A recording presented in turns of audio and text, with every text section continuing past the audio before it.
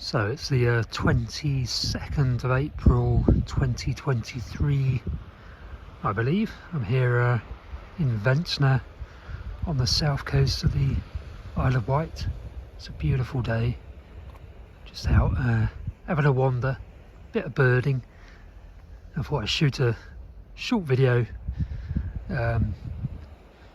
just as I'm thinking about the use of one of the more controversial aspects of rewilding, which is the use in the UK and in Europe especially of cattle in kind of rewilding projects.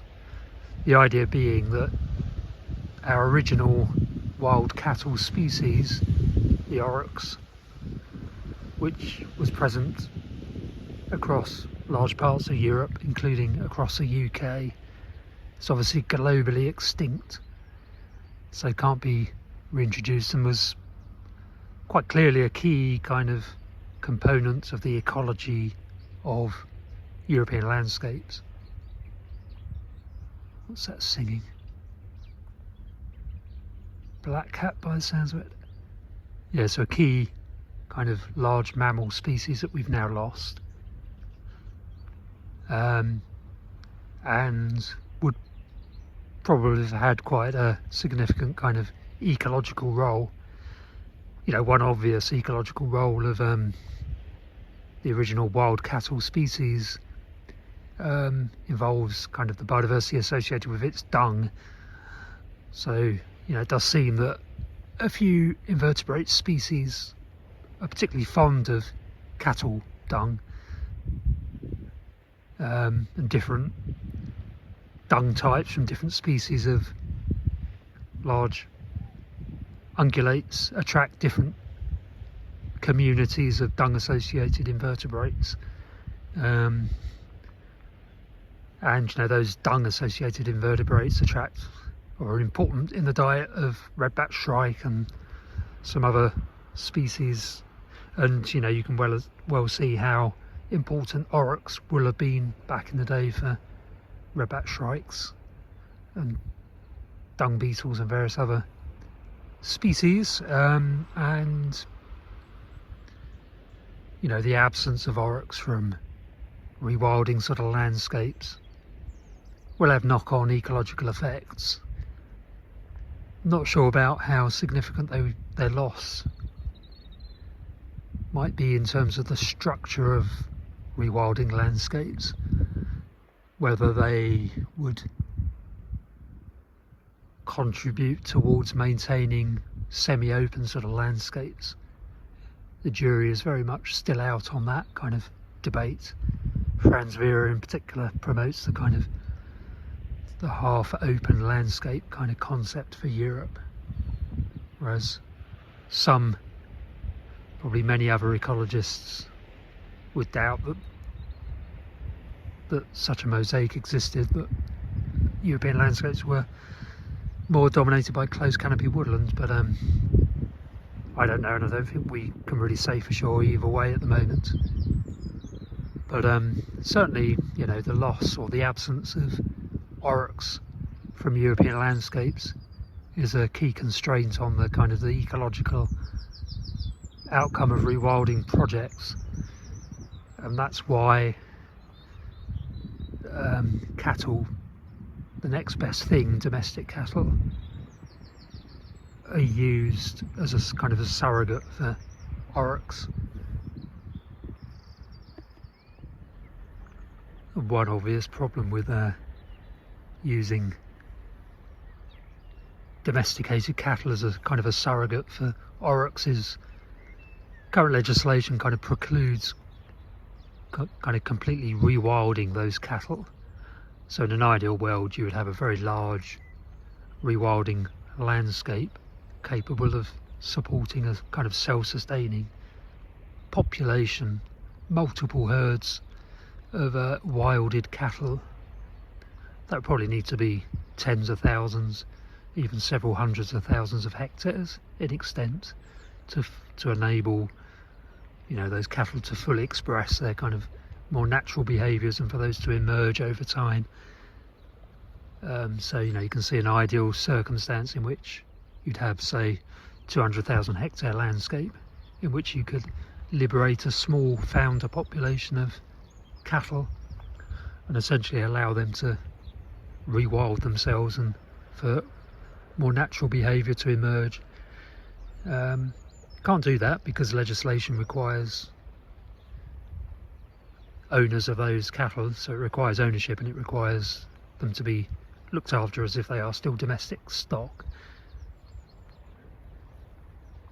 So that's so essentially your rewilding landscape has what appears to be and is managed as domestic livestock, and that's a key and important kind of controversy, particularly in the UK, because many rewilders would say, well, that's just conservation grazing then. What's that singing down? What is that singing? It's a whitethroat. There's a whitethroat on territory just down there. It's been there for 3 or 4 days.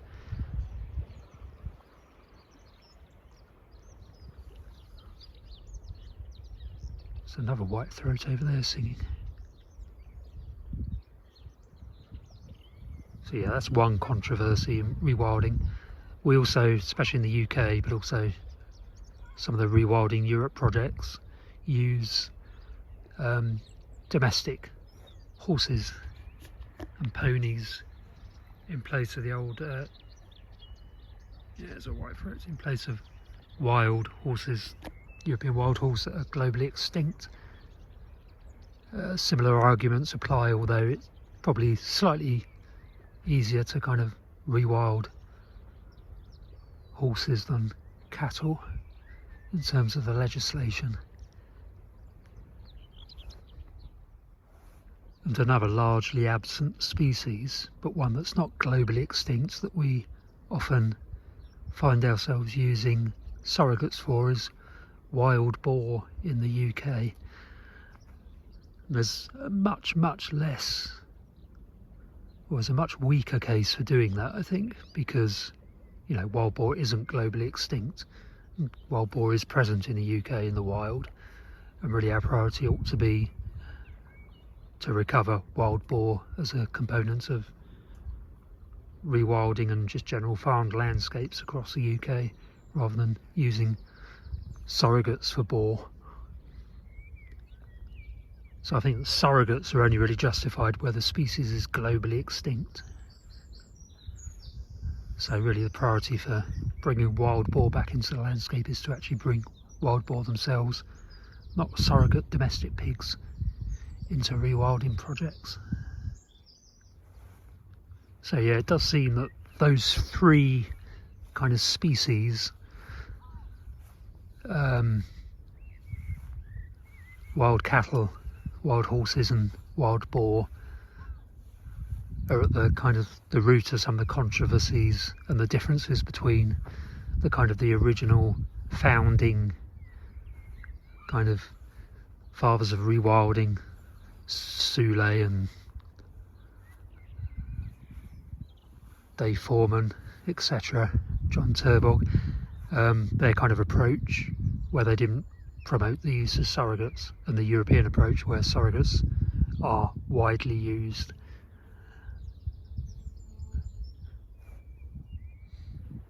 So my view on all of that is that we need to try both approaches. We need rewilding landscapes that just take the absence of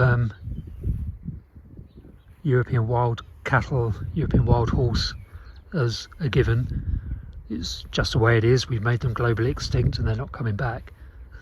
So we need places like that where there are no surrogates for those extinct species, and we also need places where there are surrogates for those extinct species, and I think both approaches are legitimate. And it would be fascinating to see how biodiversity kind of reassembles itself in the presence of those surrogates and in the absence of those surrogates. I think there's space for both approaches. So do comment below if you have a view on on this particular subject. Whether you agree with me, disagree with me, if I've got things wrong, do let me know. And subscribe to the channel, because I'll be posting lots of short video clips like this discussing aspects of rewilding and nature-friendly farming going forward. But for now, I'm going to do a bit more birding, then I'm going to go and get a coffee.